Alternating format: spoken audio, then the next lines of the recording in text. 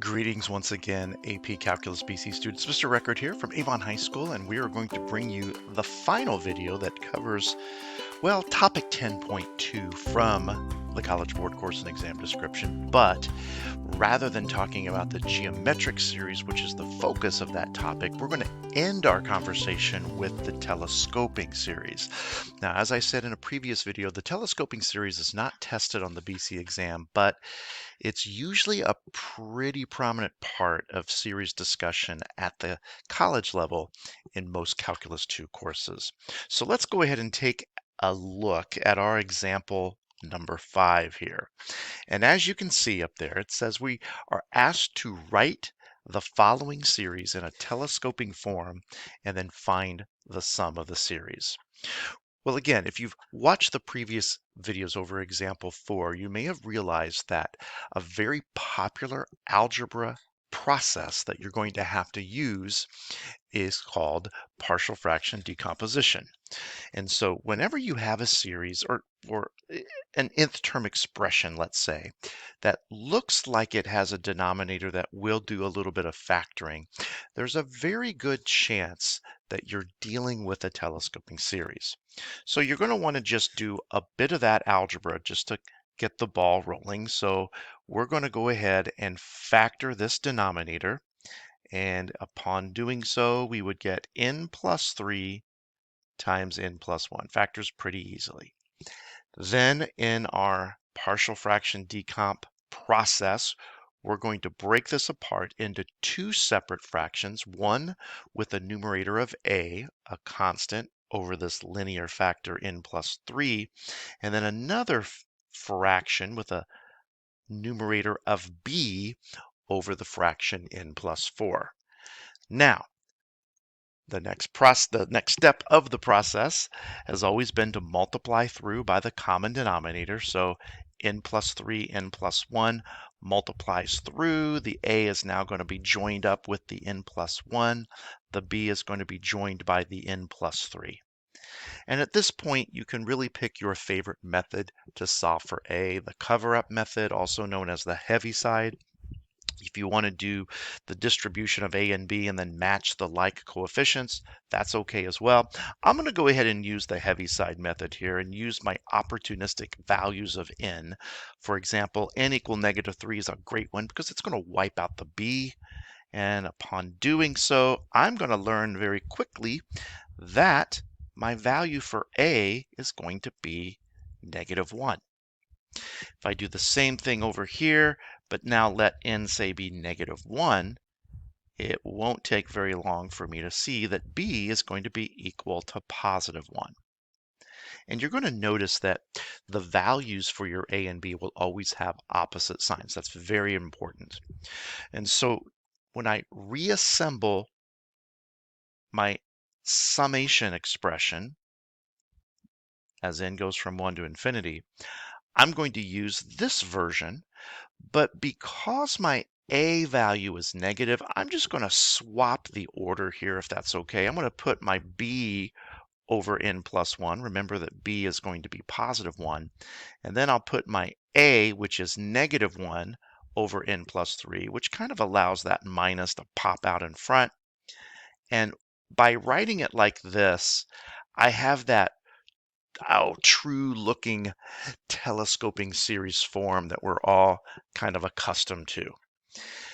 Now, as I said in my last videos, whenever you get to this point, you just want to systematically plug in your values of n one at a time and generate these terms.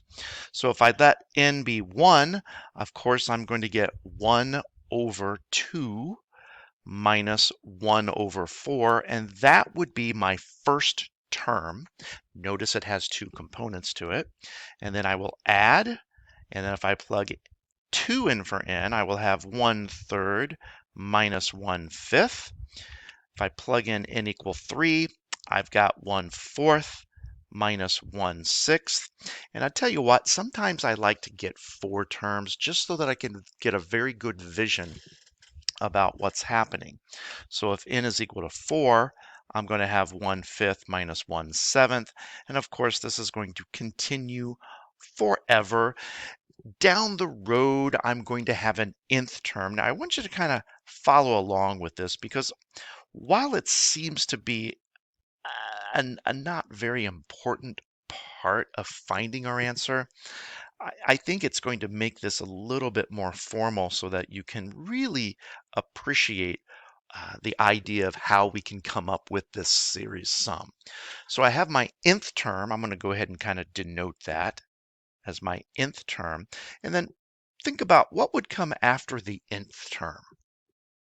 Well, it would be the nth plus 1 term. And so I plop in an n plus 1 wherever my n was. And so that's going to give me a 1 over n plus 2 minus 1 over n plus 4.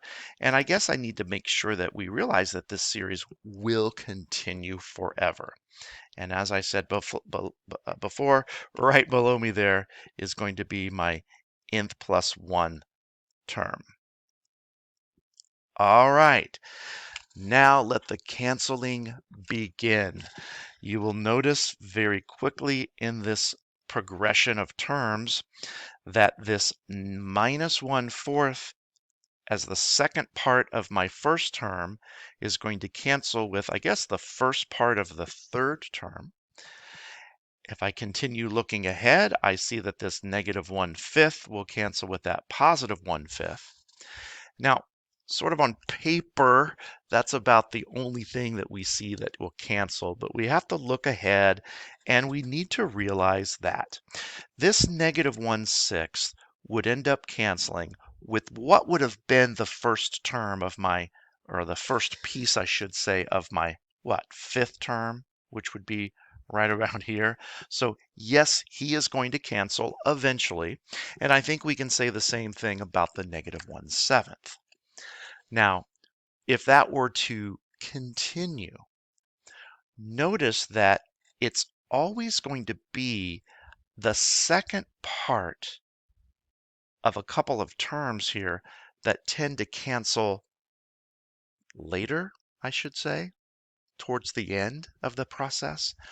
And so while these are definitely going to cancel, it's also true that the first part of the nth term and the first part of the nth plus 1 term are going to cancel in that same fashion, while the second part of those terms, if we decide to curtail or stop our canceling, are going to stick around. Because we can't just sit here and cancel these things forever because we'll never ever get an answer to our series, right? And so if we put the brakes on right there and say, okay, I'm tired of canceling. I know this thing is going to continue forever. What is it that I can do to come up with the answer to my infinite series? Well, as we showed you before, the sum of this series is simply going to be the sum of any uncanceled constant, which we see is going to be a 1/2 plus a 1/3, of course. And then we could tack on these additional terms. Notice that they both have minus signs or negative signs. But as we think about reaching the very far ends of this series, we could say that our limit is going to work on n and allow it to approach infinity of the 1 over n plus 3. And then I will also subtract the limit of the 1 over n plus 4. Again, notice I still have minuses in front of both. Not that it's going to matter much. And the reason it won't matter is because these two limits, no matter what, are going to be 0 in all telescoping series. And so if we know that that's going to be the case for every one of those terms down the line, then hey, we're in good shape. And so what we can do is we can just say, hey, I think I know the answer here. And the answer is going to be just those first two terms that we didn't cancel, 1/2 plus 1/3, which is going to be 5 over 6. And that would be the sum of this infinite series. A couple of real quick tips before we close out here. Make sure you realize that many telescoping series will contain several terms, maybe a B1, B2, and B3 that do not cancel. In a lot of our previous examples, I think we only saw one term that stuck around. So make sure that you list enough terms so that you can see that canceling pattern. And then secondly, as you could see, partial fraction decomposition is often used to rewrite the series first. Anyway, I hope this helps with your telescoping series. Keep studying. We'll see you next time.